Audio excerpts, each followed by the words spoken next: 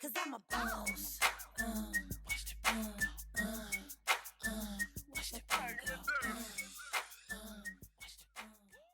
Hello.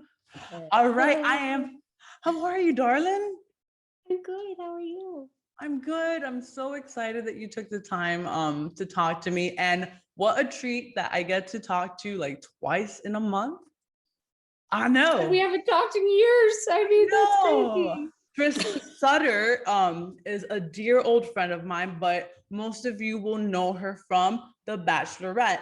She was the winner in The Bachelor. You were in the first. I was the runner-up. Yeah. Yes. Mm-hmm. You were like the runner-up. Thank God you were, because then your whole life would have been so different.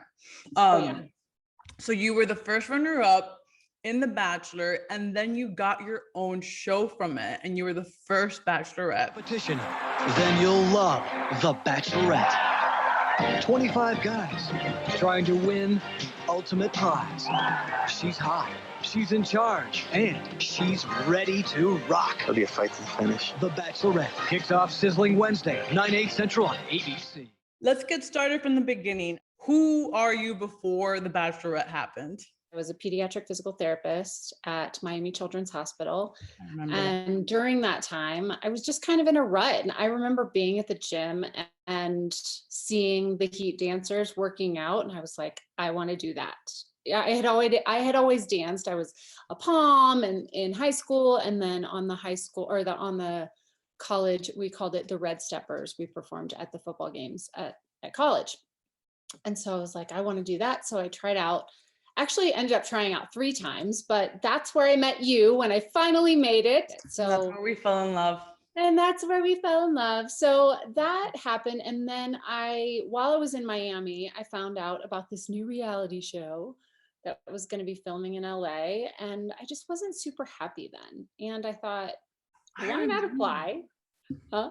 I remember, I don't know if you remember, we used to have all these conversations about it sometimes at the club. I know. It's almost like you knew that there was love for you and you're being called for it, but you didn't know like where to go almost. Yeah. And then all of a sudden the universe was like, hey, we're having this reality show. And it was like the first one of the kind, because what year was this? This was 2001 that I applied. Oh my God, We started taping in early 2002. So back, I was like 20 years ago, Trista. I know, isn't that crazy? Crazy. You're right. I definitely was looking for my happy ending and didn't know how that happy ending would show itself in my life, but fate called and they had this person on Extra who was talking about casting this new reality show. And I was just so happened to be watching it. And I thought, okay, this could be cool. And, just figured, why not go for it?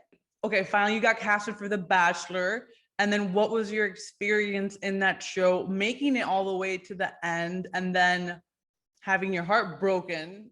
I've enjoyed every moment that we've spent together, but I don't think that we are meant to spend our lives together.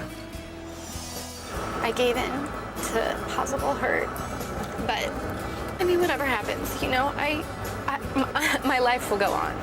I'm okay. I'm just sad. And the whole time, God was like, just wait, Trista. Totally. Just wait, be patient. And I have a problem with patience. So, no, I went on the show.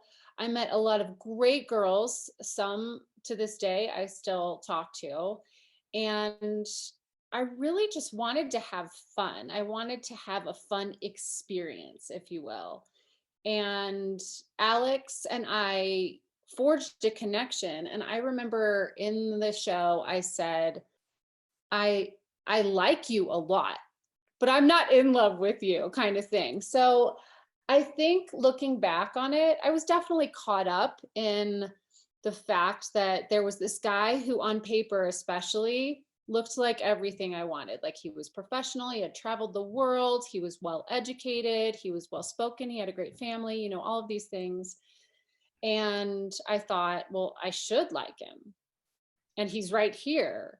So I just put myself out there, and it ended up not working out, which I was definitely heartbroken for a long time. I was definitely heartbroken. But let's go back to the context of the situation. As in, imagine that you know that you're looking for your happy ending. All of a sudden, the universe gives you a call for a show like this. Yeah. You get casted, you get on the show, and you make it to the end. Like, crazy. Come on, like it's like of course you're gonna have your heart broken. Like, yeah, I definitely fell, in heavy like with him, and I thought it could be my forever, and it was crazy. It still is crazy that I saw the show the casting of the show on my couch in Miami. Ended up moving out to LA for, a short period of time, falling in love with a guy that I never would have met otherwise.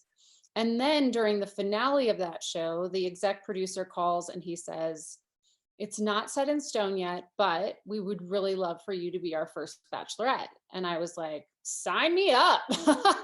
That's really when everything changed. Because I remember I'm like, oh my God, my girl Trista, she's famous. And then when the Bachelorette happened, that was like a whole other level of fame. Oh yeah. Oh, that changed the game. I went back to Miami. I lived normal life for a while. And then I asked my boss if I could have a second leave of absence. And she was like, yeah, no, that's not happening. So I ended up just pulling the trigger and moved out to LA, not knowing if the show was actually going to happen, but hoping that it would. And ending up, being on the show. And then my name became someone that, like, I feel like if you say my name, a lot of people are like, oh yeah, that girl from that show, even if they hadn't watched the show.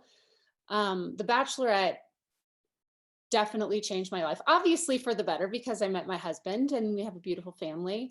But you were on every channel. It was, it was crazy. It was a total whirlwind. I remember coming out of a tanning place, and there were paparazzi outside, and I was like, oh my gosh. First, there was so much press for it before the show even happened. Yeah, right. Oh yeah, a lot of press, actually a lot of negative press too, because people thought, why would a girl have 25 guys? And they were like, oh, she's going to look like a slut. And it did make me be a little bit more conservative when I was filming, just because I had it in the back of my mind that I wanted to prove these people wrong, that just because I was the one doing the choosing, that didn't mean that I would be. And were you very conscious of the cameras and not looking like a slut? Because the guys in The Bachelor, they make out with everybody. Now they do. I mean, even the Bachelorettes, everyone makes out with everyone. Like the first everyone's night. all over everybody. And I'm like, okay. Yeah. I mean, it's like a party to me. Yeah. I kissed 4 guys during my entire season. And now like 4 guys is what they kiss in like an hour on the first show. When did you know that you were in love with Ryan? So we went to Seattle Seattle, not Australia, not Ireland, we went to Seattle. It was nice. On our overnight date. And I remember we just had an incredible time together. And then we came to Vail. And at this point, he's from Vail. He's from Fort Collins, Colorado, but he had been living in Vail when he came on the show. Yeah. He had just moved here a couple of years ago, or a couple of years before that. So we were in Vail for his hometown. And I remember thinking, I'm on my other dates. I'm thinking about him when I was on my other dates, So that was my clue that I was falling in love with him. He wrote me a note while we were in Vail and passed it to me in a car so that none of the producers could see it, and told me he was falling in love with me. Inside scoop, y'all. Okay. Oh, it was amazing. When your wedding. Now that's when things really got crazy. That wedding, Oprah is the Trista. one who, like, we were on Oprah. Oprah was like, "We'd love to do your wedding," and I was like, Hold on. So let's remind people. So Oprah Winfrey, like Oprah. Okay, repeat. Say like say it the again slowly Oprah. so everyone. Yeah, really the only Oprah. I mean, I don't know if there are any other no, Oprahs out that's there. Oprah, the one and Oprah only. Winfrey Mhm. had us on her show, and while we were on her show, she said, "I would love to host your wedding for you. I would love to do your wedding." And I was like, I mean, I was a huge Oprah fan, huge. Yes, And Oprah. I mean, And you're right? like, I was like, "Yes, please." oh, please. I'd like that very much. Thank you. Like, Okay, yes, thank you. Uh-huh. and then what happened? Like, how was the planning like? Like, So we left that show immediately after the show finished taping. We went back to one of her conference rooms with Oprah, her exec producer, and another person who's on her team, and No big deal. the publicist from ABC, and we were talking about how it would happen, like what we would need to do. And I don't know how quickly it was, but after we left that meeting, ABC was like, "Yeah, no, that's not happening. We'll do the wedding, not Oprah." So they decided to do a special for the maybe wedding. Oprah could do your renewals. Yeah, right. We already did our renewals. Yeah, if the offer still stands, Oprah. Yeah. That was a really fun time. But that's kind of an example of how crazy our lives were. We weren't like the Trista and Ryan that grew up in St. Louis and Fort Collins anymore. We were the Trista and Ryan that had met and gotten engaged on a reality show. Yeah, the first, like, and then having the wedding on national TV. Yeah. And I had never seen anything like that. The wedding was, I mean, I think to say a dream is an understatement. Like, it was a dream. Like, you looked like a princess. And then being on like home, seeing you and knowing like the whole story of everything it took to get there, it was like, oh, she got her happy ending and then some. Yeah, for sure. For sure. And then how many viewers were? So we've been told a couple different numbers, but what I believe for the wedding was 26 million. 26 million people watching you get married, girl. I know, it was nuts. It was nuts. Yeah. Insane. Definitely not the life that I thought that I would have. No, but how beautiful it is to have the world witness your love. And how long have you guys been married? We have been married 18 years and come December. Question.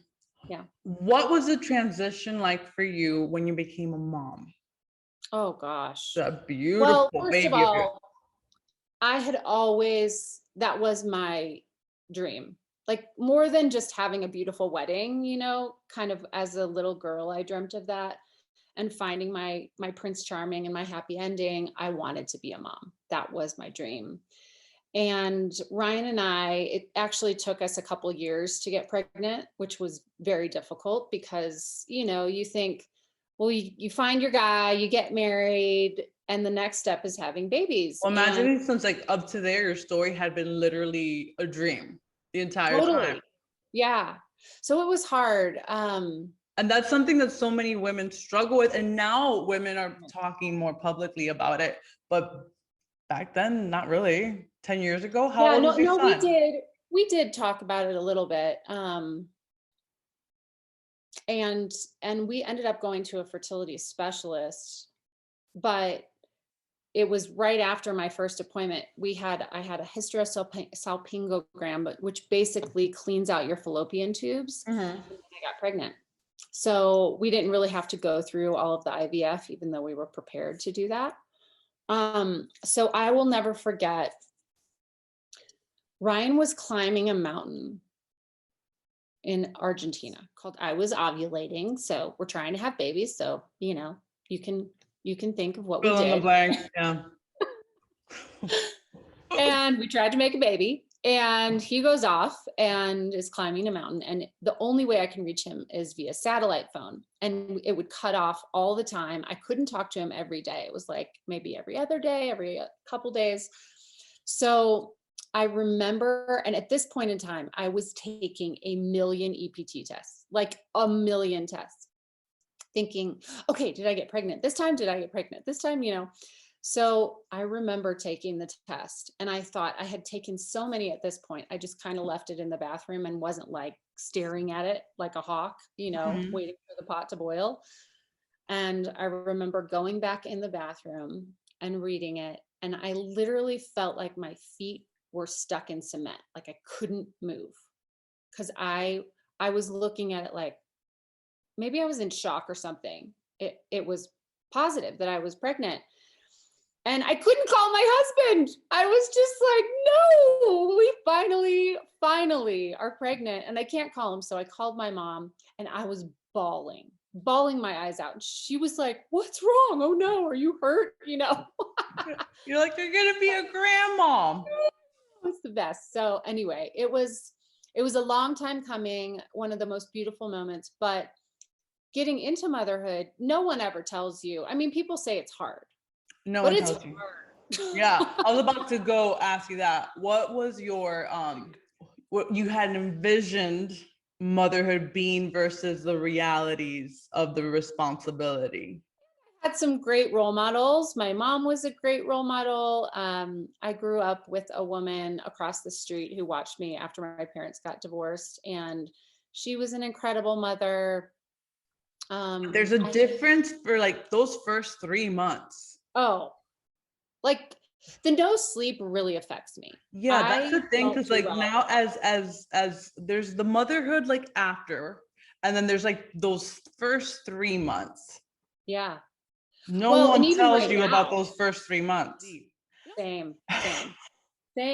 And my husband is a firefighter, and he would be gone for 48-hour shifts at the time. And so I was a single parent a lot of the time. And I was nursing. I was breastfeeding, and I wanted to breastfeed because it's an incredible bonding experience, but it is draining. It hurts.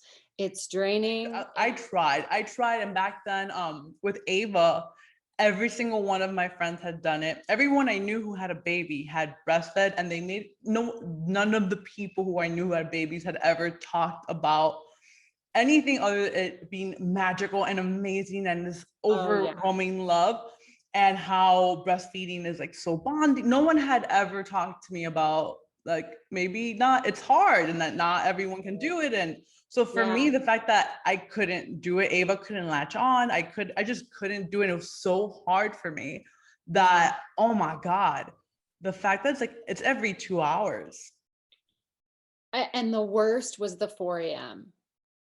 I could not handle the 4 a.m. wake ups. I was like, can you please just go to sleep, please? Why? Why can't we just sleep? And then when it goes into like 1, 2 days, 3 days where you just find no relief, that's when it gets not dangerous, but yeah, that's when your mental health is inevitably affected, because no sleep they use in wars to like torture people. Yeah, you're right, totally. And like I said, in the beginning I did have help, but after that help was gone, I think those were really the hard days, because I didn't have the energy of like the positivity of having a new baby and the first grandchild and all of that stuff. And Ryan would be gone, and it would be me. And even when he was home, I wanted him to sleep. I wanted him to be able to rejuvenate himself after he worked for 48 hours. So it was really hard. It is not easy in the beginning. I mean, the love you have for this tiny little human is incredible. But if you can't get your sleep back by taking naps when they sleep and rejuvenating yourself or getting any kind of help, it's really hard. I mean, I remember being in the hospital, and the nurses were like, can we take the baby for you so you can get some sleep? And I was like, Yes, thank you. And that is one piece of advice that I would give new mothers is take advantage of the nursing staff when you're in the hospital because you won't have it at home, you know? Yeah. Yeah. I felt like I was, I felt completely unprepared. I'm like, no one told me this. I feel like there should be different kinds of training, like, you know, that someone comes in your room every 2 hours, we're like, wake up. Oh, for sure. I mean, it should be taught in schools. Yeah. I literally just texted my husband this within an hour or two. I've been having a hard time the last couple of days. And one of the things that's hard is I said, you know, as teenagers, like my daughter's almost 12, but tween and teenagers, it's a very, what's the word for ungrateful? Not ungrateful, but unappreciated role. I feel like I am running around after my kids nonstop, scheduling them for whatever, keeping track of their homework, helping them with that, like all of this stuff. And yes, when they were babies, it was really hard and it was unappreciated because they couldn't talk or they couldn't move, you know. But now it's different. But There's now so it's many different things. because they should know better. They should. I mean, I wrote a book on gratitude and my kids still aren't super grateful. So Read your mama's book. I know it's really hard. It's hard to do all of these things and be giving. And I know we talked about this on my podcast about how you were giving and went through burnout and, you know, collapsed and went through burnout. And I feel that now, you know, more so than ever before, because even in COVID times, like my kids are now kind of back, they have to wear masks and all those things.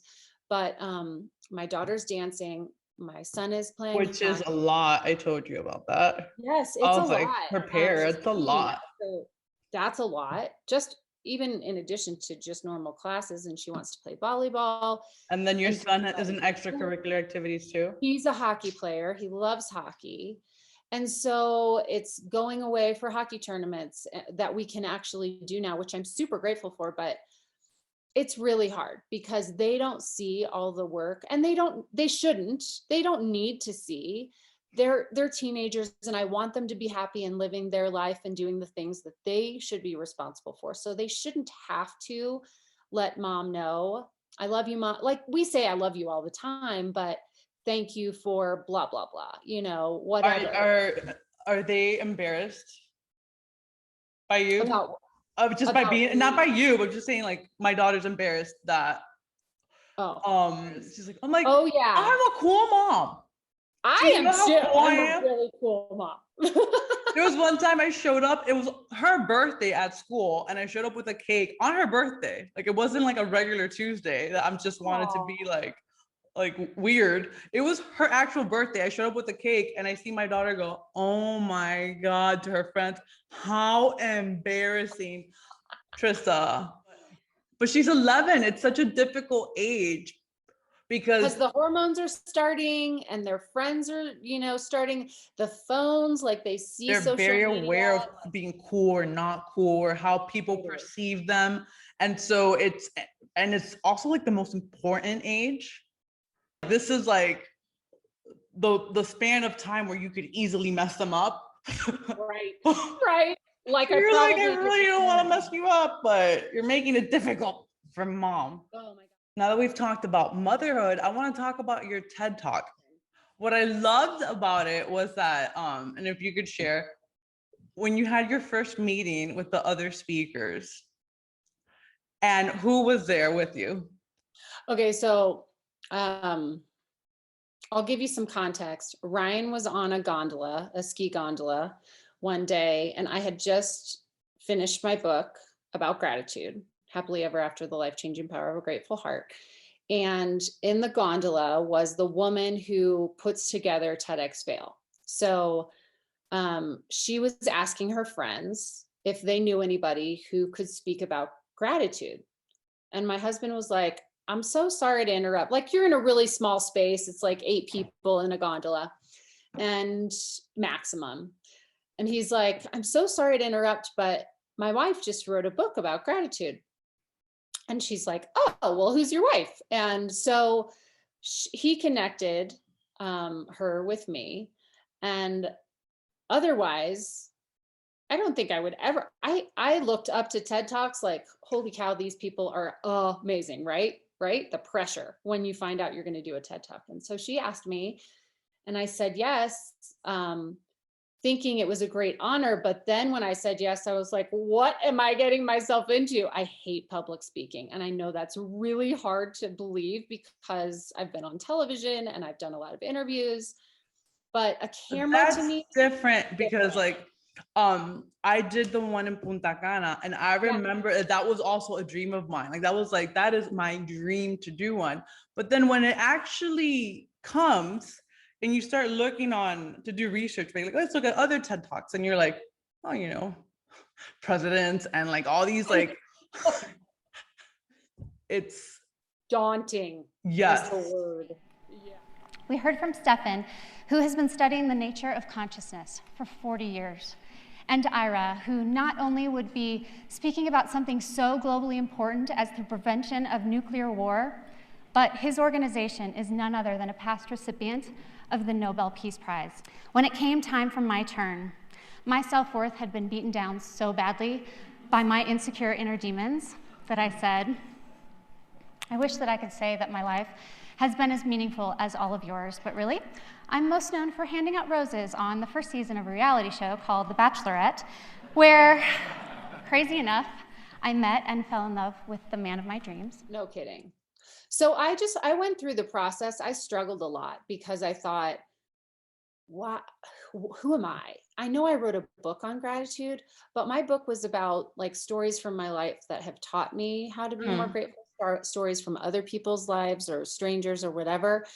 And so I didn't consider myself a gratitude expert in any way, shape, or form. I'm like, who am I? I'm just a mom. And that's when in that meeting that you had already decided that you were lesser than. You say something in your TED Talk that it was like, I'm going to beat him to the punch. Mm-hmm. And people called me all kinds of things. I mean, told me to kill myself, told me that I think I was a garbage can, I think is what they said, like all these horrible, horrible things. But and you've also had people who've named their children after you, and people right. And then there's the other extreme where there are incredible people out there who are kind and sweet and generous, and like you said, they've named their children after me. But or the Ryan. mean things stick more. Yeah. The negativity, it's hard to get past the negativity for me. I should buy into more of the positivity. I've always struggled with that, but for some reason, the demons are stronger inside of my brain. Well, you had said something that I hadn't heard it explained the way that you did it. And so many of us women do this naturally, that because you perceive the other people in the room to be greater than you, you took control of the situation and already beat them to the punch into minimizing yourself so that they didn't have to do it. Right. My fellow speakers had titles, status, talent, and inspirational messages to share. I had mommy brain, 3 loads of laundry to fold, a pile of bills to pay, and was feeling the need to go hide under my covers. It's kind of a passive aggressive way of hiding my insecurity in a way. You know, I say, oh, well, I'm old and blah, blah, blah. And people are like, you're not old, you are young and you're gorgeous, and you know, whatever. And they lift me up, but I want to be the first one to call myself out because it hurts so much more if someone else says it about me. I totally see that.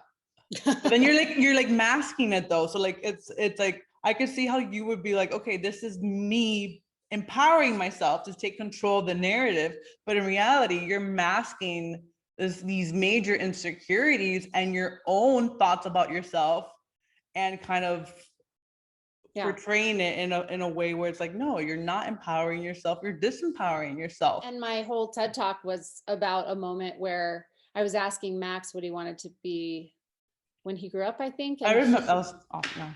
It was During a conversation I had had with my kids, especially my son Max, just the year before, Blakesley, our very ambitious girly girl, immediately jumped up and said that she wanted to be a dancer, a singer, a teacher, an artist, a movie maker, a nail person, a hair person, a veterinarian, a physical therapist, and a mom. Max, our introverted boy's boy, took his time. After a bit, I looked down at him and said, "What do you think, bud?" Finally, after a few minutes, he looked up at me and said, "I want to be like you, Mom. I want to do nothing." Wait, what? How could he have said that he thinks that I do nothing? Does he think that I do nothing? That I'm just a mom? And there it was, those 3 little words, just a mom. And I was like, oh my God, what are you talking about? So I do a really good job of hiding how busy I am and everything I do, at least at this point. He was really tiny when he said that. But that's such a trigger for moms, because Huge. anyone who's a mom knows that it's literally the opposite. You do not stop all day long doing stuff for other people. Yeah.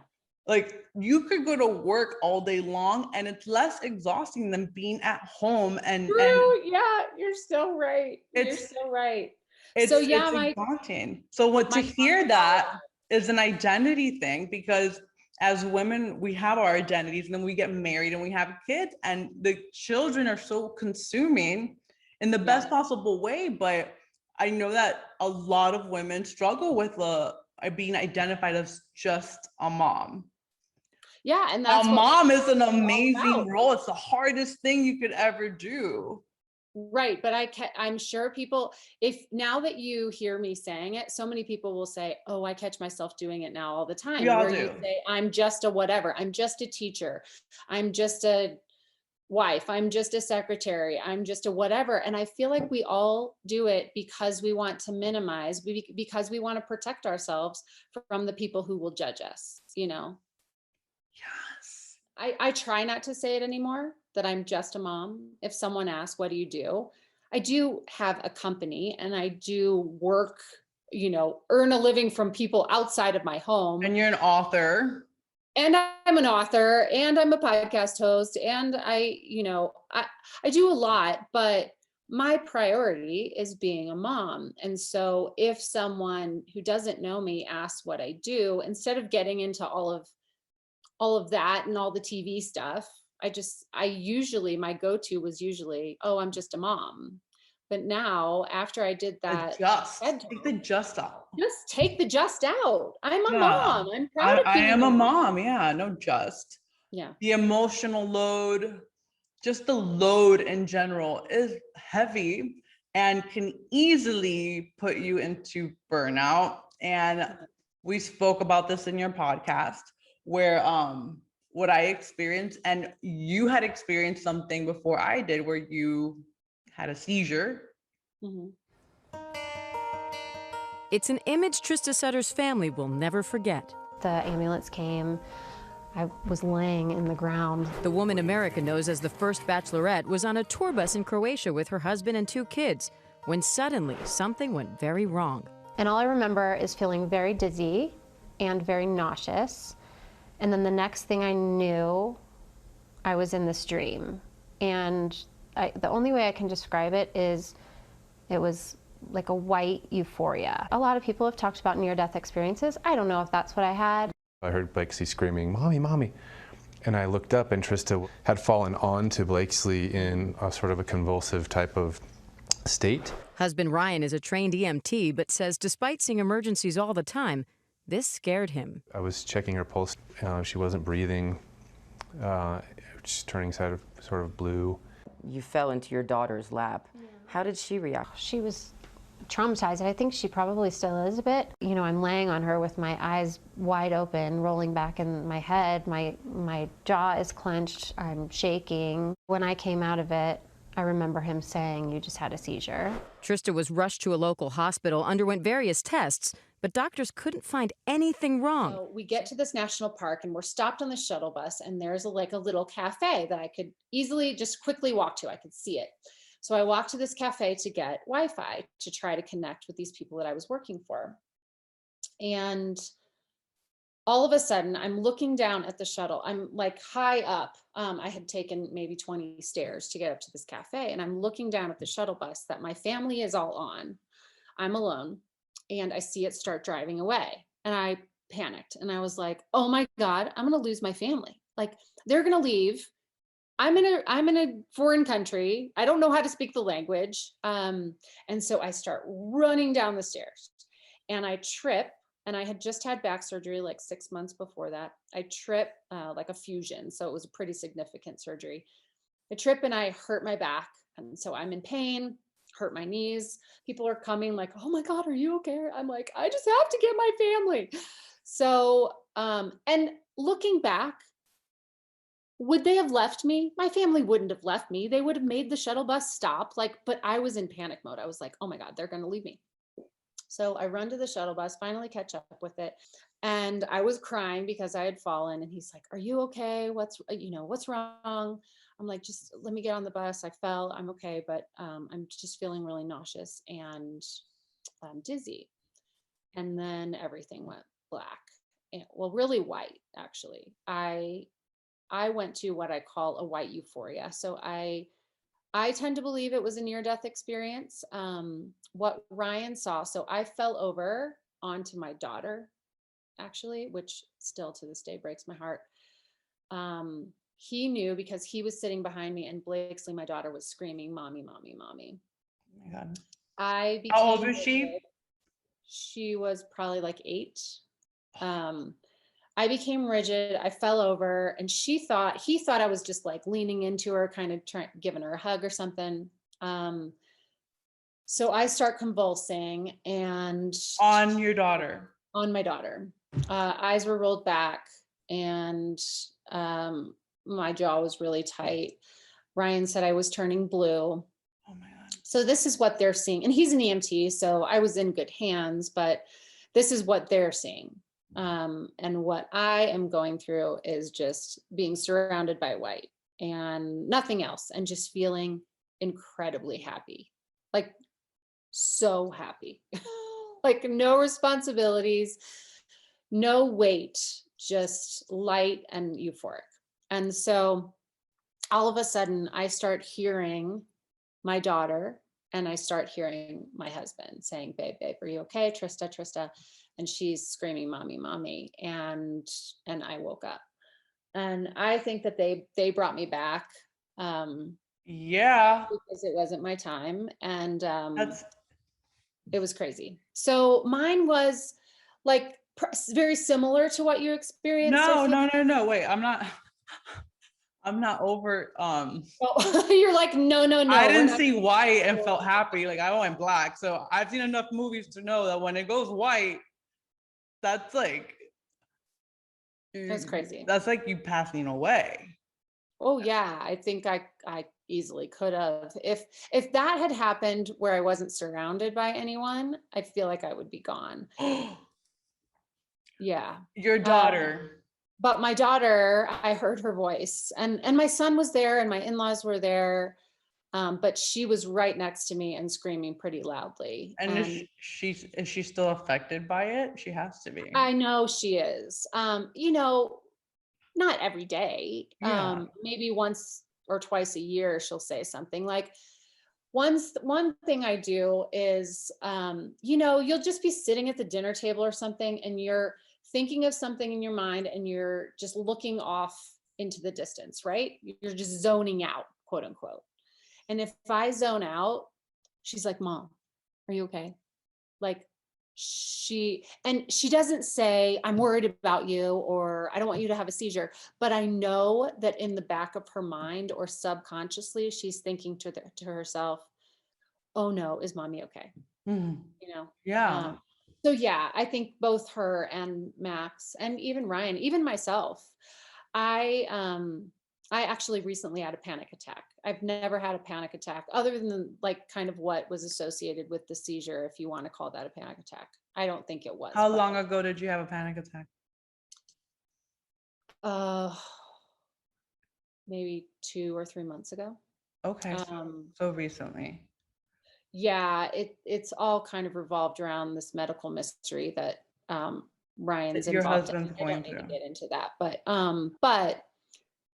a lot of stress. I was incredibly overwhelmed, and I was holding everything in because I wanted to be the strong wife for him, because, you know, he's going through a lot. I want to be the strong mom. And so they don't necessarily see the human, you know, they don't see me breaking down all the time. So I was trying to be really strong. And I remember getting off the phone with a friend and I just lost it, just started crying, and I couldn't control it. And no one else was in the house with me. I was sitting on the couch and I was hyperventilating. My face started going numb. Like I remember my nose being numb, and I was having visual like disturbances. I couldn't focus. And so I had a friend come over, and it ended up being fine. But it was, wait, why did I get into this story? See, this is the mommy brain that you're seeing. Well, no. It was having to do, we got into your kids and how you're doing today. And then you said that you had a panic attack recently because you're going through a lot of stuff. It's where the load of caregiving is a heavy one, but more so the fact that you are a helper and not having answers, so you can't really help, so that makes you helpless. Yeah, it's scary. I mean, I know what I was going to say is I'm affected from the seizure because in that moment I'm having that panic attack. I didn't want to stand up because I thought, if I stand up and I faint, I'm going to have another seizure. And that's really scary to me because if no one's around, Ryan can't like make sure that I'm not going to die. And I, to this day, if I get to the point where I'm panicky or feel like I'm going to faint because I haven't had food or I've been going, you know, running myself ragged, then I feel like I'm going to faint. That's really scary to me. Obviously, I mean, a seizure I've had panic attacks. I've had one small one. My first one was small. At the time, it didn't feel small. It felt like massive. I had never had anything like that. And then I had 2 other ones that they were really bad. The second one that I had promised myself that I would never have another one in my life because that was the scariest thing. And then the third one was the one where I'm like, oh my God, I need to change my life. But if for someone who's never had a panic attack, you feel like you're dying. Like there's no difference. It feels like you're certain that is what's happening to you. I remember the big one that I had was like, I was at the studio and it was just like so much stress. And I remember being at the studio and all of a sudden I felt like the walls were just like coming in and I didn't know what was happening, but I knew that clients were starting to come in and I didn't want them to see something happen to me. So I literally just called an Uber and I left all my stuff here. I just went in the Uber and I had one before. So, but it wasn't like this one. But I was in the Uber and I remember that I had read, like, if you just focus on things like count the floor or So I started counting all the light poles until I got home. My kids were home. So I made it upstairs and then I ran to my closet. And then the moment I got to my closet, I just that's when everything came out. And I remember like I couldn't breathe. I could not catch a breath. So I felt like I was surely gonna die. Everything goes numb. Your tongue goes numb. My tongue, So it feels like, okay, this is a stroke and I'm gonna have a heart attack. You don't know what's happening to me, but I knew that I couldn't let my kids see me. But it's exactly what you said.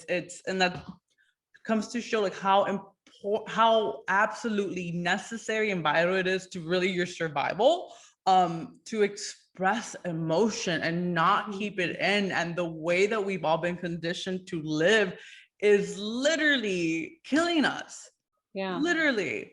And so, and women especially, that we have this load of the mother load, the emotional load, the caregiver load. And that in and of itself is a full emotional, physical, it's like an all-consuming way of being.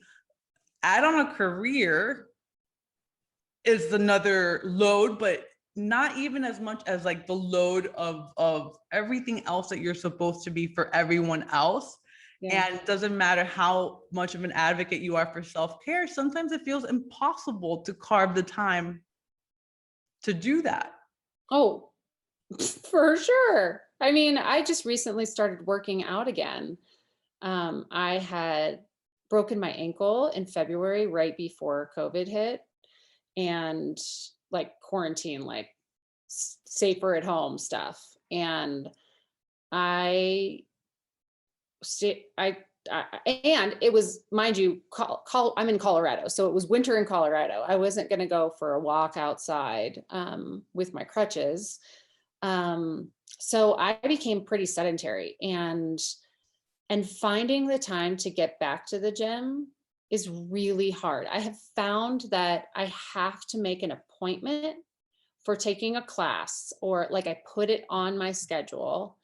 And knowing that I'll be charged if I don't show up actually holds me accountable most of the time. If I am feeling like I really don't want to go, I'm like, I can't do that because I might have taken someone else's spot, and, you know, I'll be charged if I don't go. So it's been really hard to get back into it. And even though I was a physical therapist, I know how important it is to give back to yourself. I mean, especially after my podcast, I mean, it's called Better, Etc. for a reason. I want people to live better lives. I want people to be better versions of themselves. And I've interviewed all of these life coaches about what we should do, and how much it is so important to give back to yourself.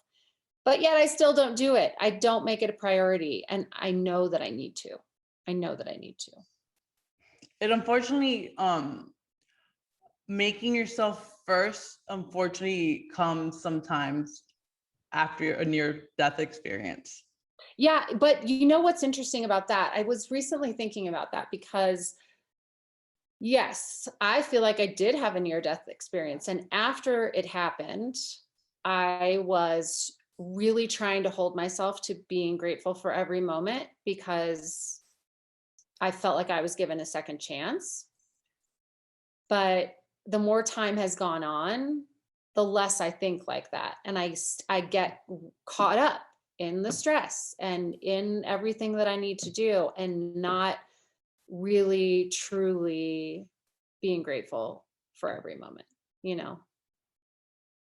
And making the space for yourself. Yeah, I need to. I need to. All of us do. We really do, especially in today's climate. It's just so heavy in this world right now with everything going on. And it's so important to give back to yourself. I've always believed this, especially when I was a new mom. I worked with a website called the Hollywood Moms Club, I think is what it was called. And I remember talking to the woman who started it, and, you know, all of their information on their site and their blog was all about how moms can get through life, you know, and how to be the best mom you can be. And the best piece of advice that I ever heard from her was, you need to fill your bucket in order to give back to everybody else. So it's kind of like in my book, I share when you're on an airplane, and the flight attendant says, if the oxygen tanks come down, make sure to put your oxygen on first, even if you're with children, so that you can put their mask on. Because if you put their mask on or try to, and then you faint before you even get their mask on, then you're both. Yeah, that's one of my favorite things, because it makes total sense. Yeah. But how many things in theory makes total sense, but then in practice is something completely different. Oh right? yeah. Right. So what have you learned about yourself the last 20 years? Oh gosh. That's a loaded question. Well, especially after the seizure, I learned that I should be grateful for every moment. I need to continue to tell myself that. I have learned that I'm really sensitive, especially now that my daughter is getting into the age where girls are judgmental and exclusive, and I take that on myself. Like even watching our son is really introverted like Ryan. And if I see him alone at school, like when I'm driving up in the carpool lane or waiting, on the bench in a hockey game and he's by himself, it really affects me. I'm really sensitive. And I'm learning more that I am sensitive, and I need to work on that. I need to not take things personally as much as I do, and be grateful for this life that Ryan and I have created. I live my life with the love of my life, the man who is my best friend, who is my dream come true. Truly, it's not all cliche. It really is the truth. And 2 beautiful children that I dreamt about all of my life. And now I have this, and I need to just focus on that instead of focusing about the FOMO and what does everyone else have, and what I'm not being asked to be part of, or those kind of things. So I really need to take a page out of my own book and just be more grateful, truly. That's an important statement, because I feel like when people see those who are the thought leaders or people who are influential, and even if we're preaching a certain thing, it's so important to understand that it's like everyone is, it's a decision to practice this every single day.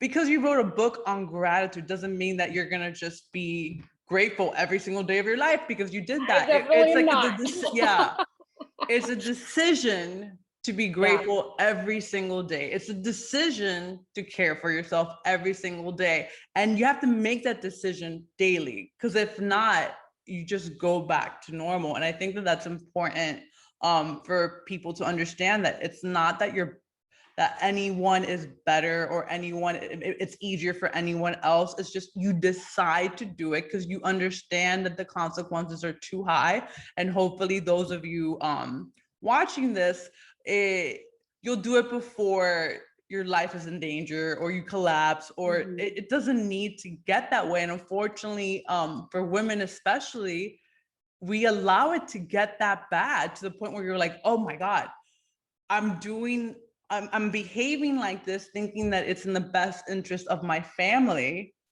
Yeah. But in reality, if my family loses me, exactly, that just shifts everything. Right. And so your podcast is amazing. Thank you. Talk about being better. You have an amazing guest, and you just talk about things that people need to hear, about just improving the human experience, period. Yeah. Where do you see yourself in the next 5 years? Oh, I would love, oh gosh, 5 years. How old will my kids be? My son will be 18. He'll be either a senior in high school or just going to college. You just gave birth. Oh, my baby boy. So 5 years from now, I will almost be an empty nester, or I guess I almost will be an empty nester. So I want to be better I want to have been better for the past 5 years about giving myself the things that I need in order to feel happy and fulfilled, and to be able to constantly continue to give to my family. I want my podcast to be still going strong. I want it to be obviously even stronger. I would really love to we just started a Facebook page, and I want to create a community for people who want to be better. You know, no one's perfect, and I don't expect for people to think that they can be perfect just by listening to the podcast, but hopefully by listening to the podcast, they can be inspired to do something that's better for themselves. I mean, this past week, I talked to someone from Miami, Andrea Montoya, about emotional eating and just how you can be better for yourself in terms of that. You know, there's so many things that I would like to cover on the podcast, and I just hope that it continues to gain strength, and that we are able to create a community so that it will be able to continue to spread positivity for years and years down the road. My friend, I am so proud of you. I'm so proud of the life that you've built for yourself. I'm so proud of your ability to authentically just speak on your experiences and use that to share it with other people so that they feel less alone. So like, you're not just a mom. You are this amazing being who has paved the way and literally created a life that inspires so many other people, because so many people see themselves in you, and it's so important. So I am so grateful for you, and thank you for your time. I love you, Trista. Love you, and right back at you. I feel like you're doing so many good things. So thank you for doing this. It's incredible. I love that you're honoring women. So I'm gonna end with a boop boop. Okay. All right, we'll talk soon. Love you. Bye. Thank you.